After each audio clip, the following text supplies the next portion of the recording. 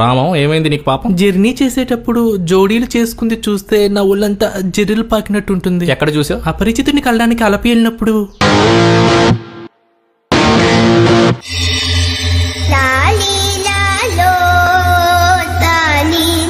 Ticket collector, ఇది రైలు బండి అనుకున్నారా రీల్స్ బండి అనుకున్నారా? అప్పనంగా చేసినవన్నీ అప్రపతి నుంచి చూడాలండి. నేను వయసులో ఉన్నారయ్యా రొమాన్స్ అది. నేను ట్రైన్ లో ఉన్నాను, కామన్ సెన్స్ ఇది. మీల్స్ లో క్వాలిటీ లేదనో, టాయిలెట్లు కడగలేదనో, ఫ్యాన్ తిరగట్లేదనో నాకు కంప్లైంట్ ఇవ్వాలి గానీ నందిని నా వైపు తిరగట్లేదు, కార్తిక్ ని జెస్సీ ఆపట్లేదు, సూర్య గిటార్ ని వదట్లేదు అంటే ఎలా సార్? నాలోనే పొంగెను నర్మదా. సాయిరామ్. ఆ తర్వాత అపరిచితుడిని అమీర్పేటలో కలడానికి ఆర్టీసీ బస్ ఎక్కినప్పుడు మాధవన్ రామం చూస్తున్నాడు, కామ్గా ఉండు, అసలు కాలిపోద్ది.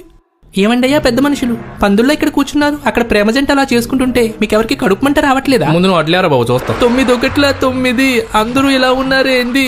నందిని ఎప్పుడు ఒప్పుకుంటది? సింగిల్ గా ఎన్నాళ్ళు బతికేది? మళ్ళేమైందిరా రామం? ప్రశాంతంగా ప్రయాణం చేయలేకపోతున్నాను నాన్న. ఒక ఆటోలో అరగంట అవుతుందని 2 ఆటోలు ఆఫీస్కి వెళ్తుంటే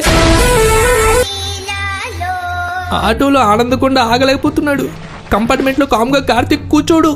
ఆర్టీసీ బస్ లో మాధవన్ పులిహార కలుపుతాడు. వీళ్ళందరినీ ఇలా చూస్తుంటే నా ఒంటరి గుండె ఓర్చుకోలేకపోతుంది నాన్న. ఏం చేసావు? అప్పుడే అపరిచితుడికి కంప్లైంట్ చేశాను. ఫస్ట్ లారీ వేసుకుని వెళ్ళి జెస్సీని కార్తిక్ ని గుద్దేశాడు. తర్వాత అంబులెన్స్ వేసుకుని వెళ్ళి మాధవన్ హీరోయిన్ ని లేపేశాడు.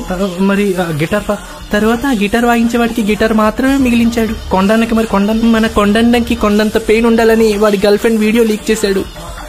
ఓరి నీ కుక్కల దొంగ, నువ్వు మనిషివా మాన మృగానవా?